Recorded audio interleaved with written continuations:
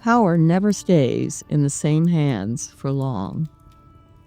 The messenger is standing right by the Tigris River, opening the writing of truth, to show Daniel exactly what's coming next for Persia and Greece. We're looking at a massive, wealthy empire falling to a conqueror who takes over the known world and then dies, suddenly, at the height of his power. Men build empires they believe will last, but we're about to see exactly how fast God can tear them apart. Good day, Grace Keepers. My name is Joe, and this is Daily Dose of God. Welcome. All right, pull up a chair. It's time to get to work. We're going to read Daniel 11, verses 2 through 4. Now then, I tell you the truth. 3 more kings will arise in Persia, and then a 4th, who will be far richer than all the others.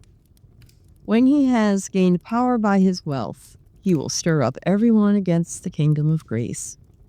Then a mighty king will arise, who will rule with great power and do as he pleases. After he has arisen, his empire will be broken up and parceled out toward the 4 winds of heaven. It will not go to his descendants, nor will it have the power he exercised, because his empire will be uprooted and given to others. Okay, the messenger tells Daniel that 3 more kings will take power in Persia. Daniel is getting the vision during the reign of King Cyrus, which historians tell us is right around 536 BC. We can look at the history books to see exactly who the next 3 men were. Their names were Cambyses, Smerdis, and Darius I. The prophecy moves past them quickly because they're just the lead up to the main event. The main event is the 4th king. And the messenger says this 4th king will arrive with massive wealth. The prophecy focuses heavily on him because he uses his fortune to fund his massive army and attack Greece in 480 BC. We know this timeline because Daniel gave us the date stamp for this vision back in chapter 10, verse 1. He wrote that he received it in the 3rd year of King Cyrus, which is 536 BC. 56 years later, in 480 BC, Xerxes attacked. God recorded his exact military campaign over 50 years before Xerxes ever launched it. The messenger then says a mighty king will rise up, rule with total authority, and do whatever he wants. This is Alexander the Great. When Xerxes attacked Greece back in 480 BC, it started a massive conflict, and the Greeks never forgot about it. Finally, in 336 BC, exactly 200 years after Daniel received this vision, Alexander takes the world stage to lead the Greek counterstrike. Now, he built an army, he marched it straight into Persian territory, and he completely destroyed the Persian Empire. And he did it all to settle a score. But he didn't stop there. He pushed his forces across the map all the way to India, taking over the known world in just 10 years. No one could stop his military advance. He operated with absolute power, doing exactly what the prophecy said by ruling with total authority and doing whatever he wanted.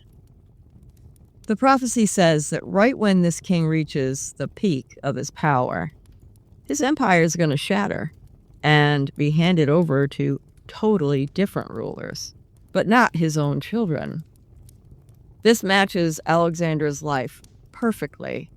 He died suddenly, very young, only 32 years old, right at the height of his global dominance. And even though he left behind sons, they're never going to get the throne. Instead, his massive empire was broken apart and divided exactly 4 ways among his 4 top generals. This fulfills the vision of the four horns that we studied back in chapter 8. God wrote the end of Alexander's family line 2 centuries before Alexander was ever born. Now, the connection is we just saw how perfectly this prophecy matches history. Xerxes invading Greece is exactly what triggered Alexander's massive counterattack 150 years later. Daniel is showing us that supernatural reality drives these massive wars. You're looking at the direct link between the invisible realm and the physical map. Think back, last week, the messenger specifically named the territorial spirits that were assigned over Persia and Greece. We talked quite a bit about these entities. Now right here in chapter 11, you're watching that exact invisible war actually play out on the ground. The messenger told Daniel that the dark forces over Greece were coming to replace the spirits of Persia. That was the exact transfer of power that we just read about. Alexander conquered Persia because the unseen ruler over Greece was permitted to take dominance. The Greek army advanced on earth as the direct result of a spiritual shift. Those dark forces guide these military movements, then and now. They whisper directly into the minds of kings to execute their plans on the ground. God watched Xerxes gather his wealth. He knew that those exact actions would trigger Alexander a century and a half later. God recorded the entire outcome in the writing of truth. The writing of truth is God's permanent heavenly record of human history. It's the master plan written down long before any of the events actually take place here on earth. When we study biblical prophecy together, this is the pattern that we have to understand. When armies march across borders and global empires suddenly shatter, those things happen in the physical world because God sovereignly permitted a shift in the spiritual world. We all need to realize that. He's in control, then, now, and always. This confirms that the book of Daniel is a binding transcript of real events. God mapped out how fast Alexander would rise and exactly how his kingdom would break apart. Seeing God dictate history with that level of precision gives us absolute, unshakable confidence in the prophecies that are unfolding in the world right now. Unseen forces whispered into the minds of ancient kings to move armies and restructure empires. Those same dark forces are operating today. They guide the leaders of our modern nations.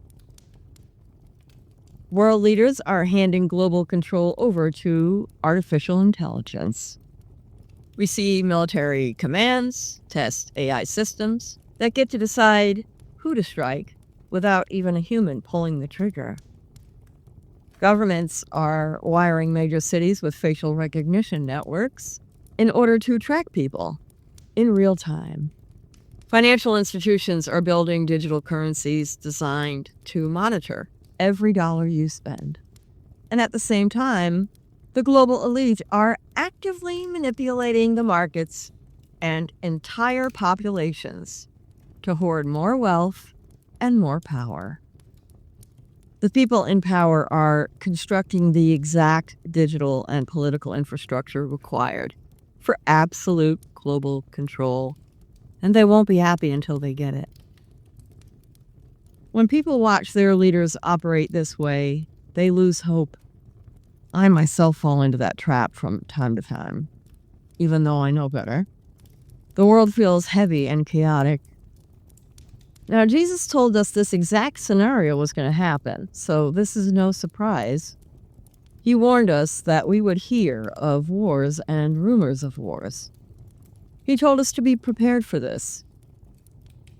Artificial intelligence and open political corruption, They're not even trying to hide it anymore, folks. It's crazy. They operate completely outside of human morality. Unfortunately for them, they're living for the now and not for forever. They form the exact framework for the events that we're about to read.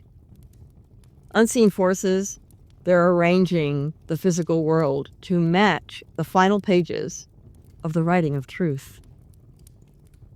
This is why we have absolute hope as Christians.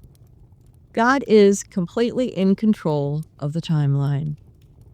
We keep our eyes wide open. We watch the news, sometimes, and we read our Bibles all the time. Think back to Daniel chapter 10 last week when the supernatural reality appeared. The men standing with Daniel, they were overwhelmed by terror and they ran away to hide. We stand firmly in place.